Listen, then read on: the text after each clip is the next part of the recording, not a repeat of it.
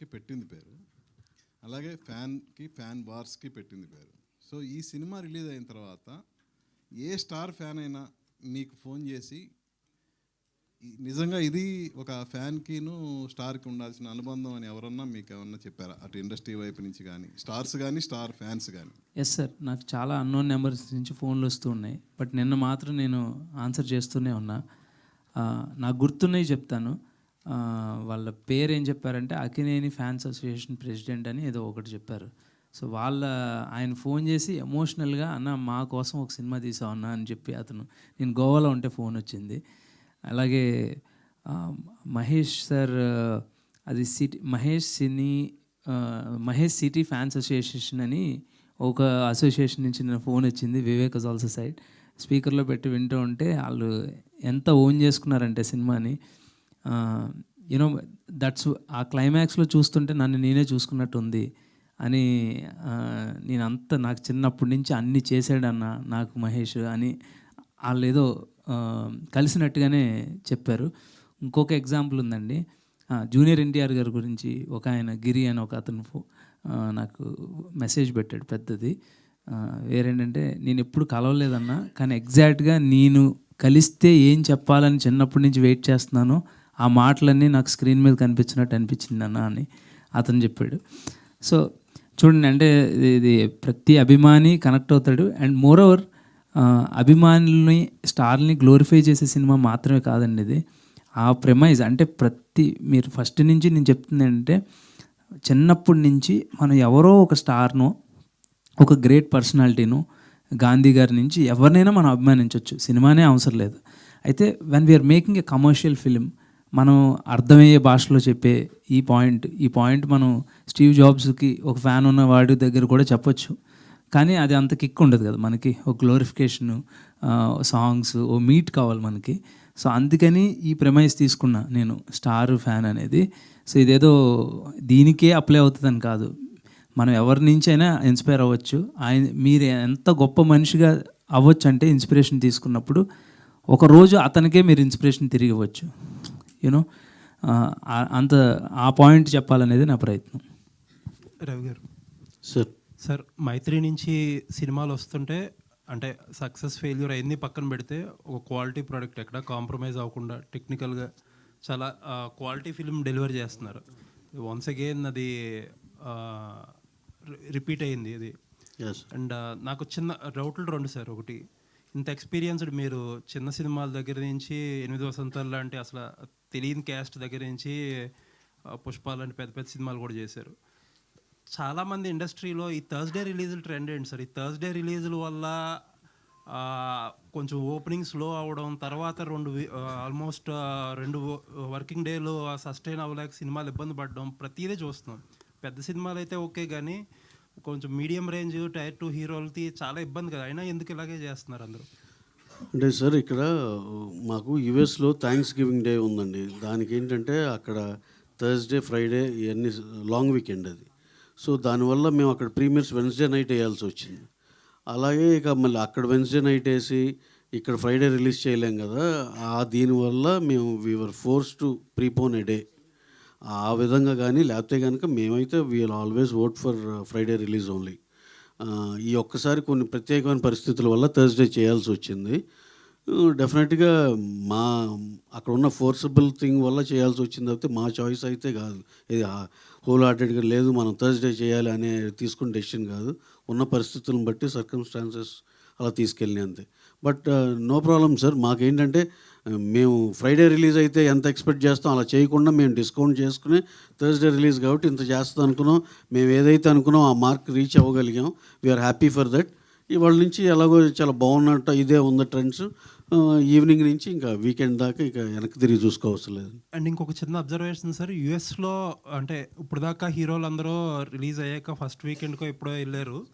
First time ఏంటంటే మీరు ముందు రిలీజ్కి ముందే హీరోయిన్ని యూఎస్ పంపించారు. కాకపోతే ఏంటంటే యూఎస్ వెళ్తుంటే ఏ లాజిస్టిక్ ఇష్యూస్ ఏమో తెలియదు, కానీ అక్కడ ఉన్న ప్రమోషన్స్ ఇక్కడ స్పిల్ ఓవర్ అవ్వట్లేదు. ఇండియాలో మీరు ప్రమోట్ చేస్తే అది యూఎస్లో కూడా స్పిల్ ఓవర్ అవుతున్నాయి. బట్ యూఎస్లో ప్రమోట్ చేస్తుంటే ఇక్కడ స్పిల్ ఓవర్ అవ్వట్లా, కనీసం ఫోటోలు వీడియోలు కూడా ఫుల్ ఫ్లెజ్డ్గా రావట్లేదు మన దగ్గరికి. ఎగ్జాక్ట్లీ అండి. ఇది దానివల్ల సినిమాకి ఏ విధంగా హెల్ప్ అవుతుందని? Exactly we also notice the same thing అండి. దిస్ ఈస్ అంటే నేను అనేది ఇక్కడ డొమెస్టిక్ మార్కెట్కి అది చిన్న మిస్టేక్, ఎందుకంటే హీరోయిన్ ఉన్న బూస్టప్ వేరు. Just we're also understanding that. మేము మళ్ళీ తర్వాత అనలైజ్ చేసుకుని నెక్స్ట్ టైం నుంచి ఇది కనుక కరెక్ట్ కాదు అని మాకు అనిపిస్తే కనుక విల్ రెక్టిఫై ద థింగ్ అండి. కాకపోతే హీఈస్ గివింగ్ ఈజ్ 100%. యూఎస్లో ఆయన కూడా అసలు టైర్లెస్గా తిరుగుతూనే ఉన్నారు. రోజుకి 2-3 సిటీలు కవర్ చేస్తారు, డ్రైవ్లో వెళ్తా. పాపం ఆయన వంతు ఆయన కష్టపడుతూనే ఉన్నారు, ఆయన కానీ హీరోయిన్ కానీ. Will all have to appreciate his efforts. అది అలాగే అది డెఫినెట్గా. కానీ ఇక్కడ మేమైతే స్ట్రాంగ్గా మిస్ అవుతున్నాం ఆయన్ని. కాదు ఎనీహౌ సండే ఆయన బ్యాక్ వచ్చేస్తాను, వెంటనే ప్రమోషన్లో జంప్ అవుతాం. Until then you are all there for us to support అండి. సరే, సెకండ్ డే కదా వేళ అండ్ థియేటర్ మీద ఎంత రిస్క్ ఉంది ఏంటి, వాట్ ఈజ్? లేదండి, we're very comfortable with this film. మా థియేటర్ల మీద పెద్ద స్ట్రాంగ్ రిస్క్ ఏం లేదు. Just nominal amount, less than a double digit number అంతే. So that is very comfortably achieved figure. మాకైతే అసలు ఎటువంటి ఇబ్బంది లేని సినిమా. అందరం హ్యాపీగా ప్రేమతో అందరం కలిసి అనుకుని చేసిందే. రిజల్ట్ కూడా చాలా పాజిటివ్గా వచ్చింది. We're very happy for the film. దీన్ని ఏంటంటే మ్యాక్సిమం నెంబర్ ఆఫ్ ఆడియన్స్కి రీచ్ చేయాలనేది మా ఉద్దేశం అంతే. థ్యాంక్ యూ అండి. Thank you sir. రవి గారు, సార్ చెప్పండి సార్. మీరు మహేష్ గారితో, అల్లు అర్జున్ అందరితోటి, సార్ పవన్ కళ్యాణ్ అందరితోటి ఏ అభిమానం మీకు తగిలారు ఇట్లాంటి కథలో క్యారెక్టర్? సార్ మొన్నే చూసాం కదా సార్, మహేష్ బాబు గారిది ఏదో చలానా ఉంటే ఆయన తెలియకుండా ఎవరు అభిమాని కట్టేశారని. ఇంకా చాలామంది ఉన్నారు సార్. ఏ అభిమాని ఏంటి మీకు తెలియదు అసలుకి. ఎంతమందినో చూశాను నేను. మళ్ళీ ఆ పేర్లన్నీ ఇప్పుడు అన్నీ చెప్పడం ఎందుకులే, కానీ మళ్ళీ 2 పేర్లు చెప్పి 4 మిస్ అయితే బాగోదు. చాలామందిని చూశాను నేను. అంటే సినిమా రిలీజ్ టైంలో ప్రతి అభిమాని అసోసియేషన్ తోటి మీరు వాళ్ళు భోజనాలు పెట్టగా రకరకాల ఇష్యూస్లో పాల్గొంటూ ఉంటారు కదా. మీకు బాగా కనెక్ట్ అయిన ఏమైనా ఉందా సినిమాకి దానికి సంబంధించి? నేను పర్సనల్గా సినిమాకి అంటారా, బాగా విపరీతం కనెక్ట్ అవ్వబట్టే ఈ సినిమా చేసామండి. చాలా నచ్చి ప్రేమించే చేసాం ఇది.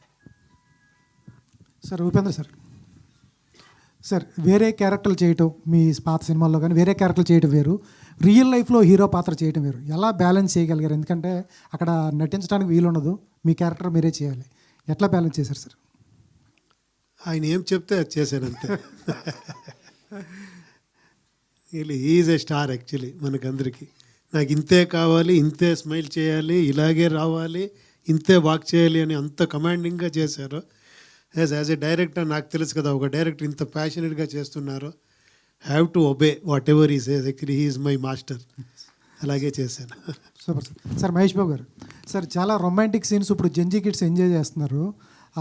ఈ శాండ్లో పుడుకుని వాళ్ళిద్దరు హీరోయిన్స్ ఎంజాయ్ చేసేది, కానీ థియేటర్లో ముద్దు పెట్టుకునేది ఈయన రియల్ లైఫ్ ఎక్స్పీరియన్సెస్ ఎక్కడన్నా ఉన్నాయి? అందరి లైఫ్లో ఉంటాయి కదండి, మీరు చేయరా? సేమ్. కోపం, ఏడుపు, romance, it's all part of life. చూడాలి, అన్నీ ఎంజాయ్ చేయాలి. సార్ మహేష్ బాబు గారు, నాకు చిన్నది అన్ని రివ్యూస్లో వచ్చినాయి కాబట్టి చెప్తున్నాను. 100 సినిమాలు తీసిన హీరోకి 3 కోట్లు ఎక్కడ ఉండొద్దు సార్, ఎక్కడ దొరకవు, ఎందుకు దొరకవు? అందుకే అండి ఇది setup in 2000s. So it's not now today. అవునండి, ఆయన ఓన్ ప్రొడక్షన్ కూడా చేశారండి, చాలా లాస్ అయ్యారు. అర్థం వల్ల 100 సినిమాలు చేస్తే డబ్బులు ఉండాలని. అమితాబ్ బచ్చన్ గారు ఎన్ని చేశారండి? కౌన్ బనేగా కరోడ్పతి ముందులో ఆయన పరిస్థితి ఏంటి? చాలా లోకి వెళ్ళిపోయారు కదా. అలా పాతకాలంలో మనం కమెడియన్స్ ఉండేవాళ్ళండి. ఆయన పేరు పద్మనాభం గారు, వీళ్ళందరూ సినిమాలు చేసి చాలా నష్టపోయారు. చాలామందిని చూసాం అలా. ఈ 100 సినిమాల్లో సారు ఆ క్యారెక్టర్లో మీకు చూపింది ఏంటంటే 25 ఓన్ సినిమాలు చేశారు, చాలా దెబ్బతిన్నారు. అది మహేష్ గారు హియర్. అంటే సినిమాలో డైలాగ్స్ చూసుకుంటే అంటే త్రివిక్రమ్ స్టైల్ ఆఫ్ డైలాగ్స్ కానీ అంటే అవన్నీ చాలా బాగా కనెక్ట్ అయ్యాయి ఆడియన్స్కి. సో అంటే లాస్ట్లో అంటారు కదా క్లైమాక్స్లో, ముందు నాకు పేరు పెట్టావు, దాని తర్వాత నా పేరు నిలబెట్టావు అని. సో ఇలాంటి డైలాగ్స్ అన్నీ చాలామంది కనెక్ట్ అయ్యి ఫ్యాన్స్కి, ఎస్పెషల్లీ రామ్ గారి ఫ్యాన్స్కి. సో మీకు స్పెషల్గా అనిపించిన మాట ఏంటి సినిమాలో? అండ్ రామ్ ఫ్యాన్ ఎవరైనా ఎక్స్ప్రెస్ చేశారా వాళ్ళ హ్యాపీనెస్ సినిమా అయిపోయిన తర్వాత? డెఫినెట్లీ అందరూ డైలాగ్స్ గురించి మాట్లాడారు, థ్యాంక్ యూ సో మచ్. అలాగే నా ఫేవరెట్ అంటే నేను ఈ సినిమా రాయడానికండి, నా మైండ్ సెట్ ఎప్పుడు పర్పస్ ఆఫ్ ది ఫిలిం అంతే. ఏదేదో ఒక డైలాగ్ని హైలైట్ చేయాలి, ఇంకొక సీన్ని హైలైట్ చేయాలి, అలా ఉండదు. ప్రతి సీను, ప్రతి మాట షుడ్ క్యుములేటివ్గా ఒక పాయింట్ చెప్పాలనేది ప్రయత్నం చేస్తాం, అందుకని అల్లుతూ ఉంటాం. నేను ఫైనల్గా నాకు నచ్చేది అంటే నీ గురించి తెలుసుకుందామని వచ్చి నా గురించి నేను తెలుసుకున్నాను అనేదే మనం ఈ కథ యొక్క కోర్ సెన్స్.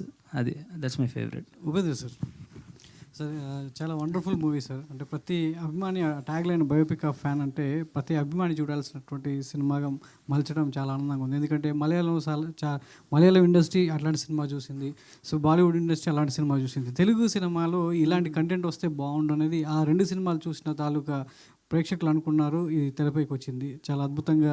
సో ప్రతి సన్నివేశం దగ్గర చాలా బాగుంది. అయితే రియల్ లైఫ్లో, సో మీరు అటు కన్నడ ఇటు తెలుగు ఇండస్ట్రీలో రెండిట్లో ఉన్నారు కాబట్టి రియల్ లైఫ్లో ఒక అభిమాని, సో మీకు అలాంటి సన్నివేశం ఏమన్నా ఎదురైందా సార్? ఆ ఎక్స్పీరియన్స్ ఏమైనా షేర్ చేసుకుంటారా? చాలా ఇంటర్వ్యూలో చెప్పాను, ఇది చాలా అందరికీ జరిగి ఉంటుంది. అన్ని స్టార్స్ లైఫ్లోనూ కూడా అలాంటి ఆ ఫ్యాన్స్ క్రేజ్, ఏమంటే అది ఆ డివైన్ లవ్, అది అందరూ చూసింటారు. బట్ అది ఫైనల్గా చెప్పిందంటే ఒక ఇన్స్పైరింగ్గా ఉంది ఇక్కడ ఫిలం. పడు లేసి నిలబడు అని, ఎన్నిసారి పడితే కూడా లేసి నిలబడే చాలా ఇంపార్టెంట్ అనేది బిగినింగ్లో స్టార్ట్ చేసి ఎండ్ రౌండ్ ఆఫ్ అలాగే చేశారు ఫిలంని. ఫస్ట్ డైలాగ్ ఇంట్రొడక్షన్లో ఆ డైలాగ్ వస్తుంది, ఇది ఓడమా ఇది గెలుపా అనేది. ఎండ్లో అదే వచ్చి ఎండ్ అవుతుంది. అది నాకు చాలా నచ్చింది ఫిలం. మీకెవరు మీ లైఫ్లో సో రియల్గా అభిమానించే ఎవరు సార్? ఆయన నుంచి ఎలాంటి మీరు మోటివేషన్ తీసుకున్నారు? సో ఇట్లాంటి డౌన్ అయినప్పుడు నేను ఎప్పుడూ తీసుకుంటూనే ఉంటాను. ఎలా అంటే నా ఏమంటే ఎప్పుడు బయటలో కూర్చో ఉంటారు ఇంట్లో బయట. నా నాయనకి ఏమంటే ఎవరు వస్తే కూడా he feel so great about fans. 12 o'clock night వస్తే కానీ ఎప్పుడు వస్తే కూడా డైరెక్ట్గా లోపల తీసుకువచ్చి హాల్లో కూర్చోబెట్టి నేను ఎలా ఉండానో పట్టించుకోరు. రూమ్లో వచ్చి రా, ఏంటి నేను ఇలా ఉండాను రా, ఎవరో వచ్చారు ఫ్యాన్స్ అంట, ఫోటో తీసుకో అని. ఫస్ట్ నాకు ఏం నాయన ఇలా చేస్తావు నువ్వు, నాకు కొంచెం టైం ఇవ్వాలి కదా, వాళ్ళకి చెప్పాలి కదా, నేను డైలీ సండే మీట్ చేస్తాను కదా. తర్వాత నాకు ఎలా ఒక టీచింగ్ అయింది అంటే, నువ్వు ఏమైనా వాడు ఎప్పుడొచ్చినా నీ అహంకారం తీసి పారేసి రా బయటికి అనేది ఇండైరెక్ట్గా చెప్పేవాడిని. తర్వాత నేను ఫాదర్ని తిట్టాను, కరెక్ట్ కదా, నా లోపల ఏమేమో ఉంది అని. It is a purification process అది. ఒక్కొక్క ఫ్యాను మీకు చాలా సరి వచ్చి సార్ ఇంకొక ఫోటో అంటాను మనకి. అప్పుడు ప్రాబ్లం ఇక్కడుంది అక్కడ కాదు, అది పాపం లవ్లో ఇంకొక ఫోటో అంటారు. మనకేమో నా పక్కన ఉంటారు కదా వాళ్ళందరూ సార్ తొందరగా వెళ్ళాలి. నేను వెళ్ళి అక్కడేం రూమ్లో కూర్చోవాలి కదా, ఇక్కడ ఇంకొక 2 photos తీసుకుంటే ఏంటి ఇప్పుడు అని. అలా అయిపోయింది నా ఇది. ఇప్పుడు నేనే ఎంజాయ్ చేస్తాను. ఫోటో తీసుకుంటే నేను 10 మంది 100 people వస్తేనే ఫోటో తీసుకుంటాను. నేను సండే డెడికేట్ చేస్తున్నారా సార్ ఫ్యాన్కి? సండేస్ డెడికేట్ ఉంటుందా? సండేస్ కంటిన్యూస్గా చేసేవాడిని. ఇప్పుడు హౌస్ షిఫ్ట్ చేశాను, ఇప్పుడు కొంచెం ఇదయింది. డైరెక్టర్ మహేష్ గారు, అంటే హీరోల కోసం ఫ్యాన్స్ గుళ్ళు కట్టడం చూసాం. సో థియేటర్లో ఇలాగ సందడి ఉంటుంది. సో థియేటర్ కట్టడం అనేది ఒక అభిమాని హీరో కోసం, తన ప్రేమ కోసం ఒక థియేటర్ కట్టడం అనేది, అదే టైంలో సిమిలర్గా ప్రొడక్షన్ హౌస్ కూడా, సో మైత్రి వాళ్ళు కూడా సో అభిమానుల కోసం, సో వాళ్ళ హీరోల కోసం ఒక మంచి థియేటర్ కట్టడం అనేది ఒక సింబాలిక్గా మనకు కనబడుతుంది. సో ఆ పాయింట్ నుంచి కొంచెం చెప్తారా, అది ఆ థియేటర్ వెనకాల జరిగినటువంటి సంఘటన? అంటే మీరు భలే కోయిన్సిడెన్సెస్ తీసుకొస్తారండి, వినడానికి చాలా మాకు కూడా గమ్మత్తుగా అనిపిస్తాయి. Thank you for that. అయితే నాకు ఎందుకు ఈ సినిమాలో థియేటర్ కట్టాలని అనిపించిందంటే, టోటాలిటీ ఆఫ్ ది ఫిల్మ్లో it's a love letter that I'm writing for the love of cinema అండి. అంటే నేను రాస్తున్నప్పుడు నేను అంటే ఏమంటారు దాన్ని, ప్రేమకు లేక రాస్తున్నట్టు ఉండాలి ఈ సినిమా. ఎందుకంటే నేను సినిమా అంటే అంత ఇష్టపడతాను. సో అందుకని సీన్స్ అన్నీ కూడా ఆ థియేటర్ సరౌండింగ్లో తిరుగుతూ ఉంటే, మీకు క్లైమాక్స్ చూశారు ఎక్కడ కలుస్తున్నారు అనేది, బిగినింగ్ ఎక్కడ ఉంది, సో ఎంత ఆ థియేటర్ చుట్టూరు తిరుగుతూ ఉంటుంది. సో ఇన్వే చెప్పింది ఏంటంటే, స్టోరీ టెల్లింగ్ థియేటర్ అనేది ఒక టెంపుల్తో ఆల్మోస్ట్ కంపేర్ చేశాను. అంటే అక్కడ కథే వింటావు, ఇక్కడ కూడా కథే వింటావు, నువ్వేం తీసుకుంటున్నావు అనేదే ఇంపార్టెంట్. సో ఆ సెన్స్ రావడానికి థియేటర్ పెట్టాల్సి వచ్చింది. అంటే ఒక కామన్ పాయింట్ నేను బాగా కనెక్ట్ అయింది ఏంటంటే, సో అభిమాని అయితే ఆ హీరోకి కట్అవుట్ కట్టడం లేదా ఏదో చేస్తే ఫ్యాన్స్ అసోసియేషన్ టికెట్లు ఇవ్వడం అనేది, సో అది నా లైఫ్లో కూడా జరిగింది. దేశముద్ర టైంలో ఒక ఫ్లెక్సీ పెట్టడం, అల్లు అర్జున్కి అక్కడి నుంచి టికెట్స్ తీసుకోవడం అనేది, సో ఆ పాయింట్ బాగా కనెక్ట్ అయింది అది. సో పిల్లల దగ్గర నుంచి కూడా, సో అభిమానించే ఎవరైనా కూడా థియేటర్లో ఫస్ట్ షో సినిమా చూడాలంటే ఆ ఫ్యాన్స్ అంతా సో టికెట్ల కోసం టెన్షన్ పడాల్సిన రోజులు అప్పుడు. ఇప్పుడు అంత లేదనుకోండి. సో ఇప్పుడు ఏకంగా సో మన దగ్గరగా అసోసియేషన్ కావచ్చు అందరూ కూడా ఇస్తున్నారు. ఆ పాయింట్ అనేది ఒకసారి చెప్తారా దాని గురించి? అంటే అది దాని యొక్క యూనిక్నెస్ ఏంటంటే దట్స్ ద ఫస్ట్ సీన్. ఈ సినిమాలో ఫస్ట్ సీన్ రాసింది ఆ చిన్నపిల్లోడు ఆ షర్ట్ పైన ఆంధ్ర కింగ్ రాసి కడతాడు కదా, అదే ఫస్ట్ సీన్ అండి ఈ సినిమాలో నేను రాసింది. ఐడియా అనుకున్న తర్వాత ఈ ఫ్యాన్ హీరో మధ్యన ఒక కథ చేద్దాం అని అనుకున్న తర్వాత నాకు ఫస్ట్ స్ట్రైక్ అయిన సీన్ అది. యాక్చువల్లీ ఫస్ట్ సీన్లో వాళ్ళ నాన్న రాసి వాళ్ళ నాన్న షర్ట్ తీసి రాసి పెడతాడు, అది ఫస్ట్ వెర్షన్లో ఉండింది. తర్వాత లేటర్ డెవలప్ అయ్యాక ఈ సీన్ అయింది. సాగర్తో సూర్యకి చక్కెరకేళి ఎప్పుడు తినిపిస్తున్నారు ఏంటి సంగతి?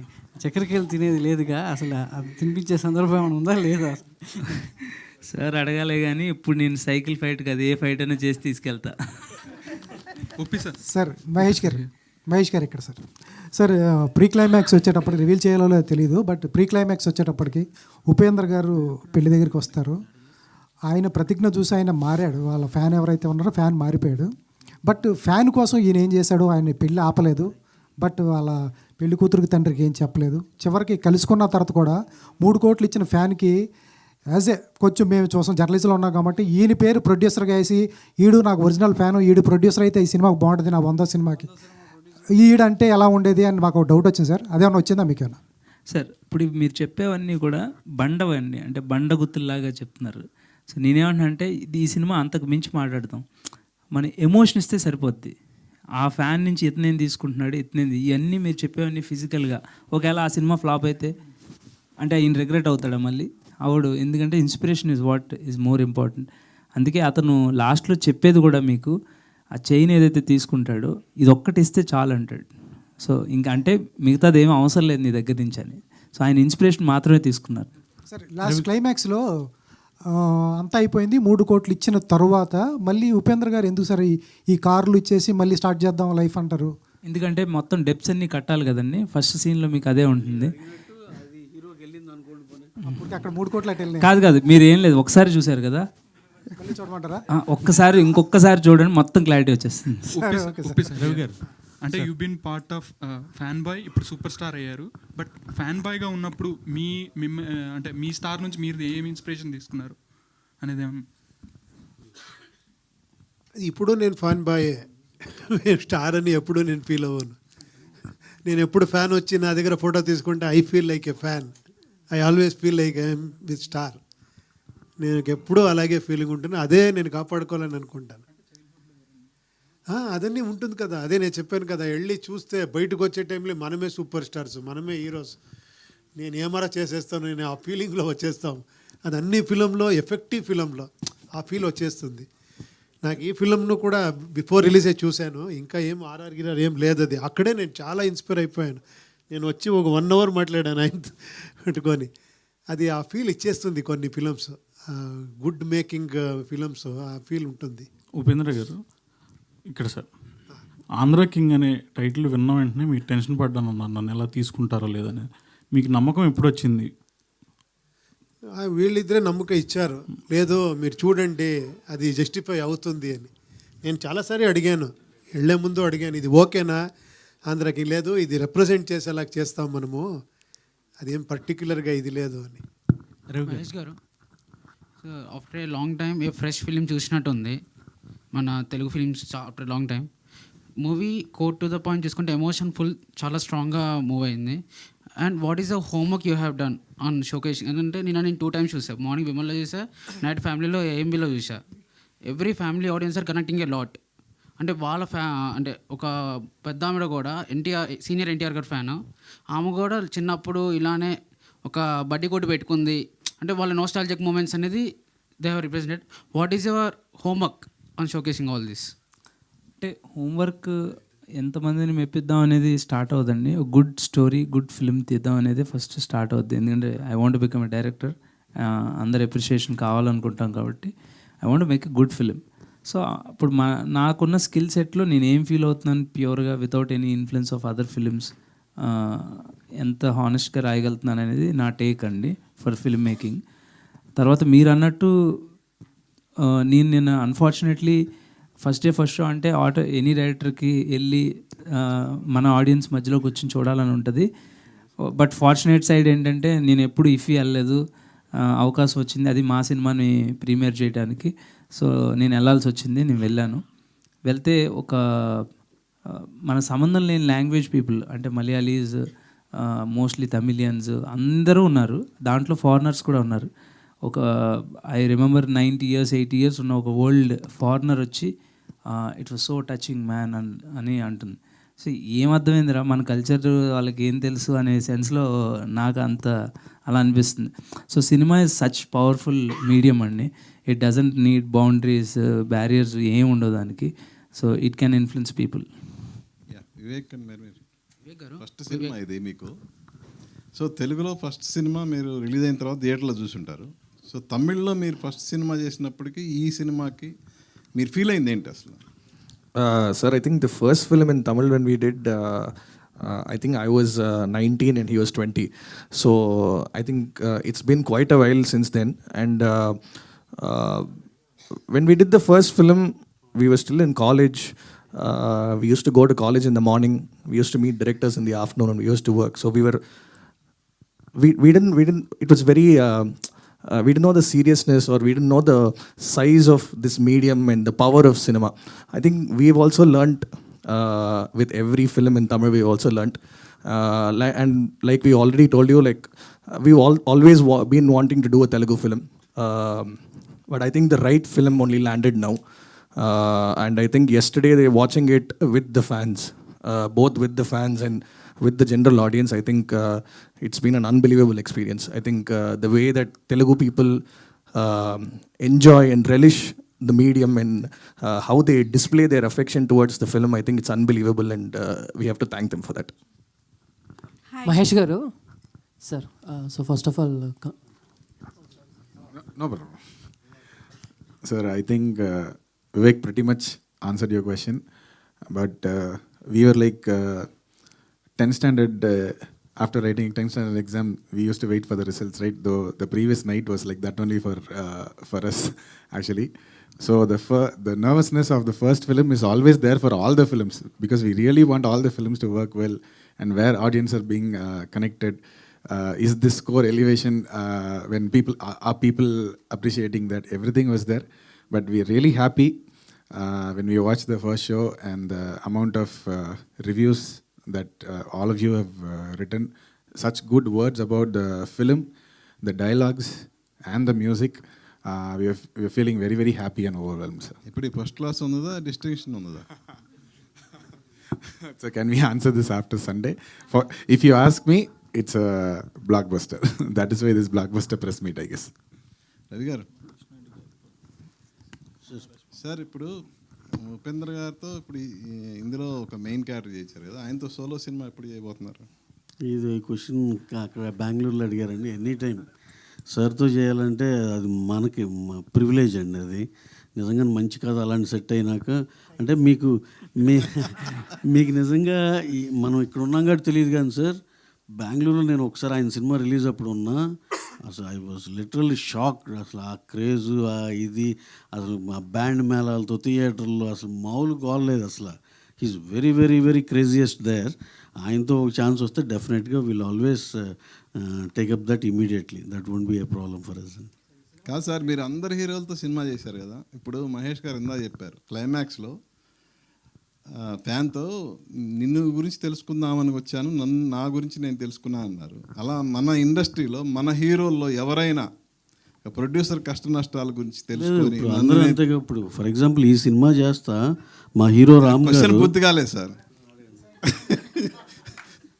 ఏ హీరో అయినా నన్ను నేను తెలుసుకున్నాను, ప్రొడక్షన్ ఇంత కఠినంగా ఉంటుందో తెలుసు అని నిర్మాతకి అండగా ఉండే హీరోలు ఎవరన్నా మీరు ఇప్పటివరకు చేసిన వాళ్ళు ఎవరైనా ఉన్నారా? డెఫినెట్గా అండి. ఇప్పుడు ఫర్ ఎగ్జాంపుల్ ఆల్మోస్ట్ మా వరకు అయితే అండి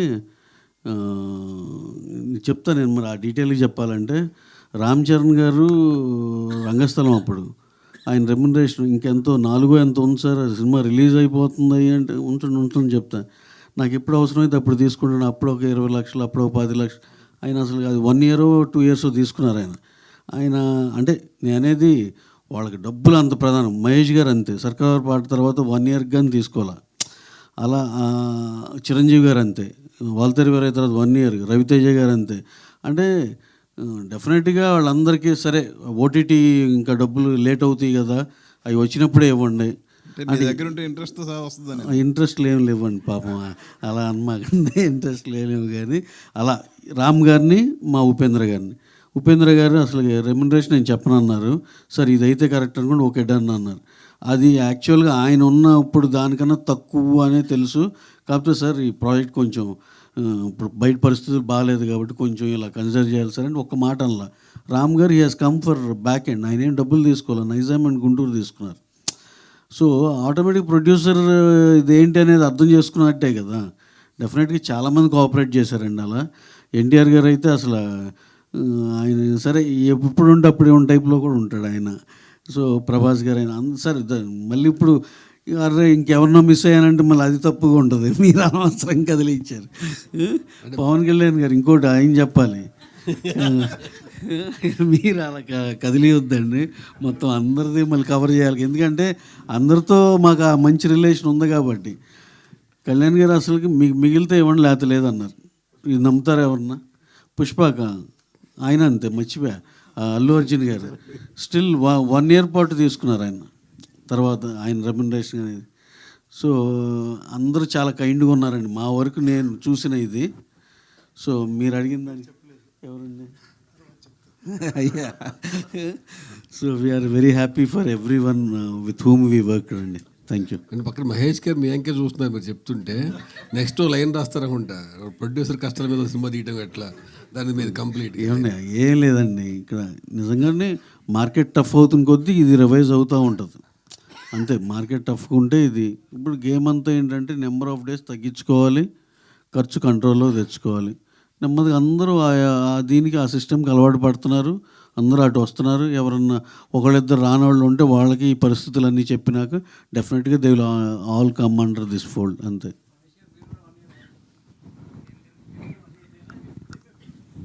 ఆయన అయిపోయిందండి. రవి గారు ఏమండి సార్, సో అంటే మైత్రి మూవీస్ అనేది ఒక ల్యాండ్ మార్క్ ప్రొడక్షన్స్ లాగా అయిపోయింది. అండ్ మీకున్న టేస్ట్ అంటే కమర్షియల్గా హై బడ్జెట్స్ పెట్టి వేరే రకం తీయొచ్చు, బట్ ఇలాంటి స్టోరీని సెలెక్ట్ చేసుకోవాలంటే టేస్ట్ కూడా చాలా ఎక్కువ ఉండాలి. So first of all congrats for that sir. And thank you అండి, థ్యాంక్ యూ. సో ఈ సినిమా ఆయన కథ చెప్పినప్పుడు మీకు ఆ టేస్ట్ అంటే ఎలా ఈ సినిమాని చూస్ చేయొచ్చు, ఆడియన్స్ కనెక్ట్ అవుతారని అనిపించింది? అదే అండి, అంటే ఈ ట్రావెల్లో ఒక స్టార్ వచ్చి లాస్ట్లో ఫ్యాన్ని కలవటం, కలిసినాక డైలాగ్ ఎక్స్చేంజ్ ఇవన్నీ, అలాగే దాంట్లో ఒక మంచి బ్యూటిఫుల్ లవ్ స్టోరీ, దానికి ఏమైంది, స్టార్టింగ్ అసలు ఆ స్టార్ రియలైజ్ అయ్యి అసలు ఆయనకి ఎవరు హెల్ప్ చేశారు, ఇవన్నీ ఒకటి ఇంటర్లింక్డ్గా బాగా నచ్చిందండి. డెఫినెట్గా ఇది ఫ్రెష్గా డిఫరెంట్గా ఉంది కదా, ఇది చెయ్యాలి అనిపించింది. మహేష్ బాబు గారు సార్, క్లైమాక్స్లో మీరు రాసిన డైలాగ్స్ ఏవైతే ఉన్నాయో కంప్లీట్లీ ఎమోషనల్ కైండ్ ఆఫ్ అనమాట. అంటే ఒక హీరోకి ఒక ఫ్యాన్కి మధ్యన ఆ బాండింగ్ని చాలా రియలిస్టిక్గా చూపించారు. సో అలాంటి ఎమోషనల్ డైలాగ్స్ చాలా ఎక్స్పీరియన్స్ ఉండాలి మెయిన్గా అలాంటివి రాయాలంటే. మీకు ఏ ఎక్స్పీరియన్స్ తోటి అంటే అంత ఆడియన్స్ కనెక్ట్ అయ్యేలాగా అలా రాయాలి అనిపించింది? ఎక్స్పీరియన్స్ కన్నా అండి ఆ సినిమాకి ఏం అవసరం అనేది అది చేస్తాం. సో ఐ థింక్ అది తెలియకుండా నాకు ఆ స్కిల్ ఉన్నట్టుంది. సో అది వాలంటరీగా వస్తూ ఉంటుంది. సర్ప్రైజింగ్గా మా అమ్మ కూడా నిన్న ఫోన్ చేసి, అరే నువ్వు తెలుగు ఎగ్జామే పాస్ అవ్వలేదు, ఇన్ని డైలాగులు ఎలా రాస్తున్నావు అని అడిగింది. సో అది ఆవిడ కూడా సర్ప్రైజింగ్గానే ఉంది. సో నాకు కూడా ఎలా వస్తుందో తెలీదు. I will feel that scene. నేను ఫీల్ అవుతూ ఉంటా, ఇమాజిన్ చేసుకుంటుంటా, షార్ట్స్ వస్తూ ఉంటాయి, అలా డైలాగ్ వస్తూ ఉంటుంది. ఒక ఫ్యాన్ బాయ్లా రాశారు అనిపించింది సార్, ఒక ఫ్యాన్ బాయ్లా రాసినట్టు అనిపించింది. ఓకే, అందరిలో ఉన్నాడు, నాలో కూడా ఉన్నాడు. మహేష్ గారు సార్, అంటే మామూలుగా చాలా సినిమాల్లో వెనకబడిన ఊర్ల గురించి, అక్కడ కరెంట్ లేకపోవటం ఇవన్నీ చూపిస్తారు. బట్ దీంట్లో మీరు పిల్లల మెల్లో అవి గంటలు కట్టడం అనేది అది భలే అనిపించింది. సో ఎక్కడ చదవటం కానీ లేకపోతే రియల్గా ఎక్కడైనా వినటం కానీ, లేకపోతే అది మీ ఓన్ క్రియేషన్? ఓన్ క్రియేషన్ అండి. అంటే నేను ఎప్పుడో ఒకసారి చదివా, ఈ నా అబ్జర్వేషన్, ఎక్కడికో వెళ్తే ఆవుల మెడలో ఎందుకు కడతారు అని నాకు డౌట్ వచ్చింది. మన బఫెలోస్ ఆవుల మెడలో గంటలు కడతారు కదా, ఎందుకు కడతారు అని అంటే ఎవరో చెప్పారు, అది రాత్రిపూట అటు ఇటు వెళ్ళిపోతే మనం తెలియడానికి కడతారు అని. అది it was there in my mind, ఓ రాత్రిపూట ఇట్లా ఉంటుందా అని. సో ఎప్పుడో రాస్తున్నప్పుడు I could apply to the kids. సరే, అంటే సినిమా రిలీజ్కి ముందు ప్రమోషన్స్లో నా సినిమాలన్నీ ఒకవైపు ఆంధ్ర కింగ్ తాలూకా ఒకవైపు అని రామ్ గారు ఒక హోప్ ఇచ్చారు. So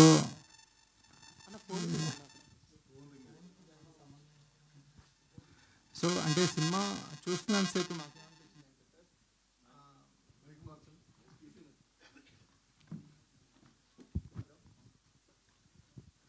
hello sir, submission to the character అనేది ఏదైనా ఒక రెఫరెన్స్ తీసుకోవాలనుకుంటే ఆంధ్ర కింగ్ తాలూకాలో క్యారెక్టర్స్ తీసుకోవచ్చు అనిపించింది సార్. ఉపేంద్ర గారికైనా అంటే రామ్ గారు చేసిన క్యారెక్టర్ అంటే 100% సబ్మిట్ అయిపోయారు క్యారెక్టర్కి. ఆయన ఒక హెల్ప్లెస్ సిచ్యువేషన్స్లో స్టార్ని చూసాము, ఒక పవర్ఫుల్ సిచ్యువేషన్లో ఫ్యాన్ని చూసాము. అంటే ఇది మేము తెర మీద చూడని అనుభవం. ఈ రైటింగ్లో ఒక మ్యాజిక్ జరిగిందంటే మాకు లాస్ట్ టైం క్లైమాక్స్లో వరదల సీన్ కానీ, టెంపుల్ సీన్స్లో కానీ, రావు రమేష్ క్యారెక్టర్తో చెప్పించిన డైలాగ్స్ కానీ, కథలు ఎందుకు చెప్తారు అనేది, ఇవన్నీ కూడా ఎక్కడో తెలియని ఒక నాస్టాల్జియా ఫీలింగ్ తీసుకొచ్చినాయి. అంటే మనం వదిలేసి వచ్చిన జీవితాలను కొన్ని గుర్తు చేసినాయి. మీ ఎక్స్పీరియన్స్లో ఏంటి సార్ ఆ సీన్స్ రాస్తున్నప్పుడు? అంటే చిన్నప్పటి నుంచి రకరకాల అబ్జర్వేషన్స్ ఉంటాయండి.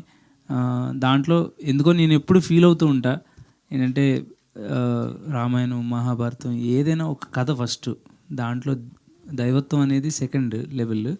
సో అలాంటి గ్లోరిఫై చేస్తాం ఆ క్యారెక్టర్స్ని. ఆ క్యారెక్టర్స్ నుంచి మనం ఇన్స్పైర్ అయ్యి మనకేం ఉపయోగపడాలనేది బాటమ్ లైన్ ఆఫ్ లైఫ్ అంటే మన పర్పస్ ఆఫ్ లైఫ్. సో అది సర్వైవ్ అవ్వకుండా ఇంకేదైనా జరుగుతుంది అని అది ఉపయోగించుకోవచ్చు. ఆ పాయింట్ చెప్పాలి అని అనిపించింది. ఆ కరెక్ట్ సందర్భం కూడా వచ్చింది. ఒక హీరో కాకుండా ఇంకొక అతను ఈ ఊరిని కన్విన్స్ చేసే సిచ్యువేషన్ ఒకటి ఉంది అనేది తెలుసు నాకు ముందే. అందుకని ఆ భజనలు కానీ అవన్నీ తర్వాత నెక్స్ట్ లెవెల్లో నేను చూసా. అంటే మై ఫాదర్ ఎర్లీ ఇయర్స్లో ఆయన భజన చేసేవారు మా ఊర్లో. అవన్నీ it was all there in my mind.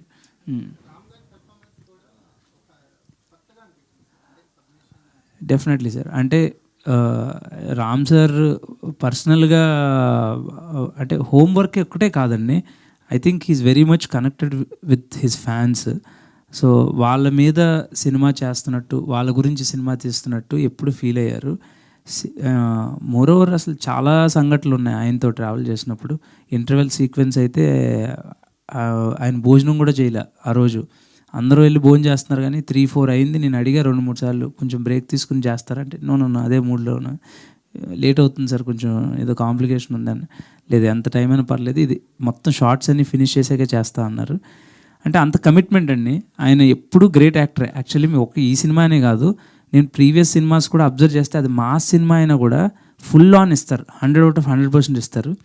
And luckily ఆయనకి అంతకు మించి చేయడానికి కావాల్సిన ప్లాట్ఫామ్ దొరికింది, ఆడుకున్నారు. మహేష్ గారు రామ్ అలాగే భాగ్యశ్రీ పేరు గురించి, కెమిస్ట్రీ గురించి ఎక్కువ మాట్లాడుతున్నారు. అది ఎలా రాసుకున్నారు మీరు ట్రాక్? కాస్టింగ్ ఎలా? అంటే లవ్ స్టోరీ చాలా important, crux of the film లాగా ఫీల్ అయ్యాను. అంటే మంచి conflict for the main plot అనేది. So we need a good pair. ఎందుకంటే రెండోది లవ్ స్టోరీ చెప్పడానికి ఎక్కువ నిడివి కూడా లేదు, టైం లేదు, అది కూడా కాన్షియస్గా ఉన్నాం. సో వీ నీడ్ చూడగానే వీళ్ళిద్దరూ అనే ఫీలింగ్ వచ్చేయాలనేది మా ఇంటెన్షన్. ఆ ప్రాసెస్లో భాగ్యశ్రీ ఆడిషన్ చేయటం, అందరూ ఆడిషన్ అందరికీ నచ్చింది. అండ్ దీంతో గ్లామర్తో పాటు మోర్ పర్ఫార్మెన్స్ ఉన్న రోల్. సో దానికి ఆమె జస్టిఫై చేయగలిగింది. కెమిస్ట్రీ అంటే అది ఆడియన్స్ పాయింట్ ఆఫ్ వ్యూ, మీరు వాళ్ళిద్దరిని ఎలా చూస్తున్నారు అనేది important. So happy it finally turned up to be good. Ravi గారు, మీరు చాలామంది హీరోలతో పనిచేస్తూ ఉంటారు. ఈ సినిమా చూసిన తర్వాత ప్రతి ఫ్యాన్ కనెక్ట్ అవుతున్నారు. అలాగే హీరోలు ఎవరికైనా చూపించారా? చూపిస్తే ఒకవేళ వాళ్ళ రెస్పాన్స్ ఏంటి? ఇంకా చూపించలేదండి. అంటే ప్రాబ్లీ 2-3 రోజుల్లో చూస్తారేమో. ఎవరి దగ్గర నుంచి కాల్స్ వచ్చినాయి? హీరోలు ఎవరి దగ్గర నుంచి అంటే అన్నారు, కీ పర్మిషన్స్ ఇచ్చేసాము, వాళ్ళు కుదిరినప్పుడు చూస్తారండి. వివేక్ అండ్ మీరు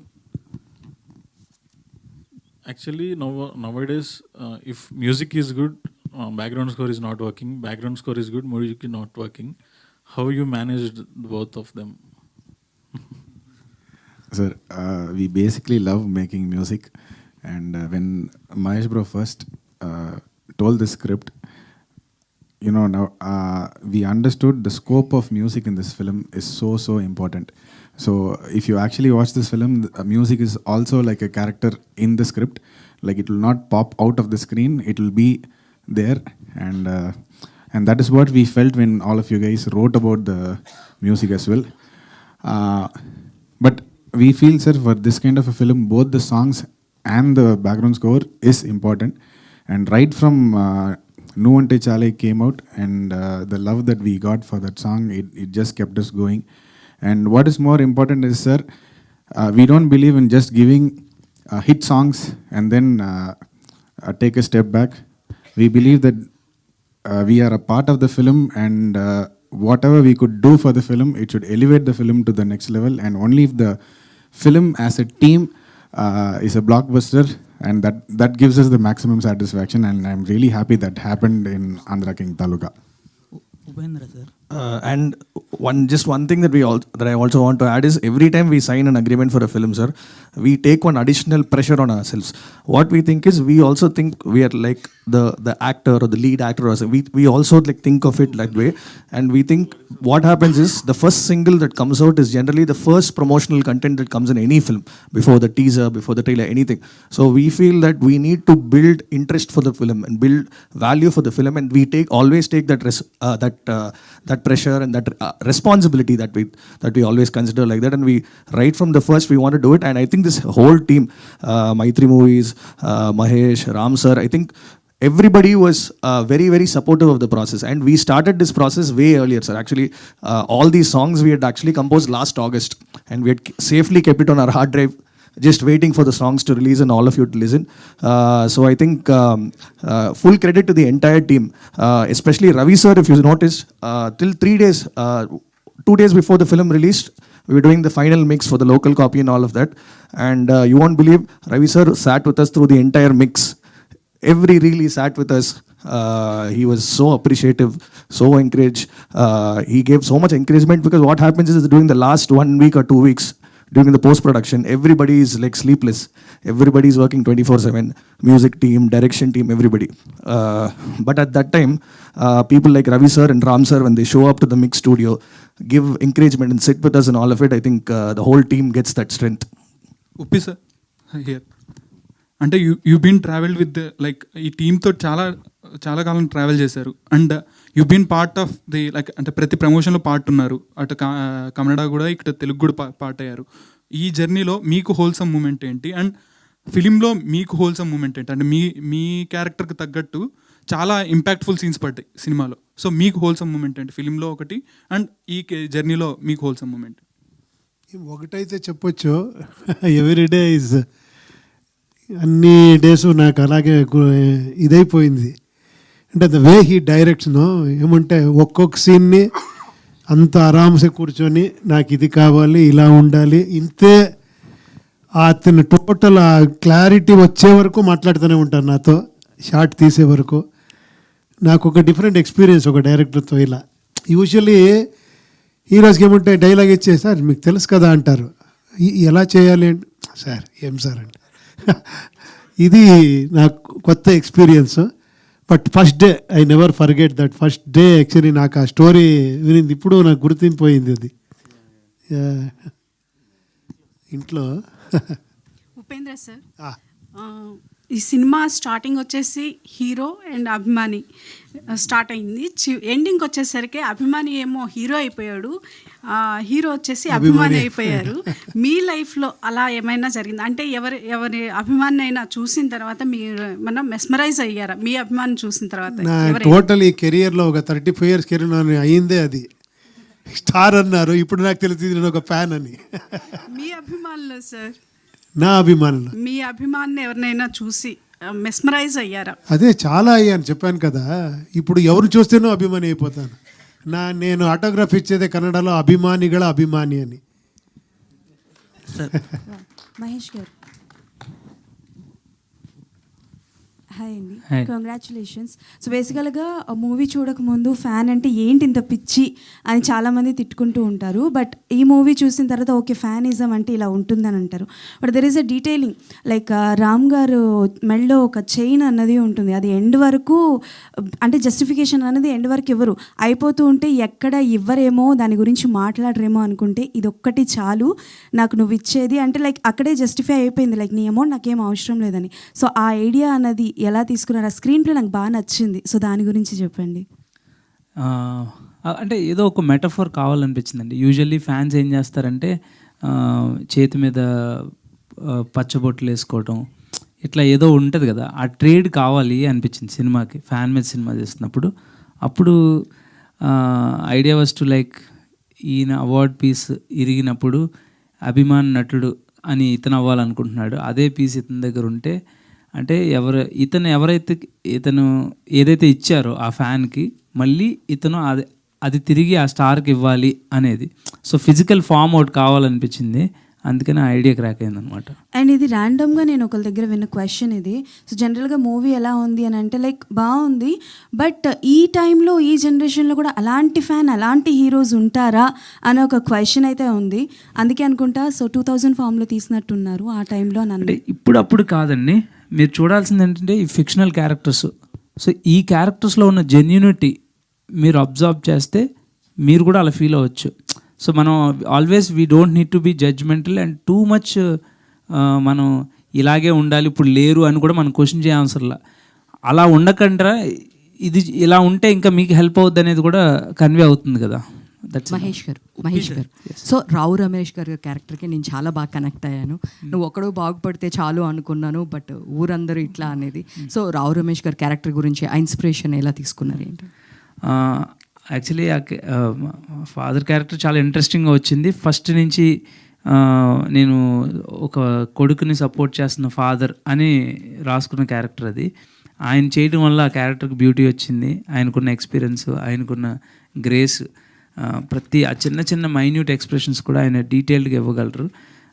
అవన్నీ స్టాండ్ అవుట్ అయినాయి. దానికి తోడు ఆ సీన్స్ కూడా హెల్ప్ అయినాయి కాబట్టి సూపర్బ్ అండి. అది కథలో ఉన్న పార్టే. యాక్చువల్లీ ఫాదర్ పాయింట్ ఆఫ్ వ్యూలో చూస్తే ఇది ఫాదర్ స్టోరీ కూడా.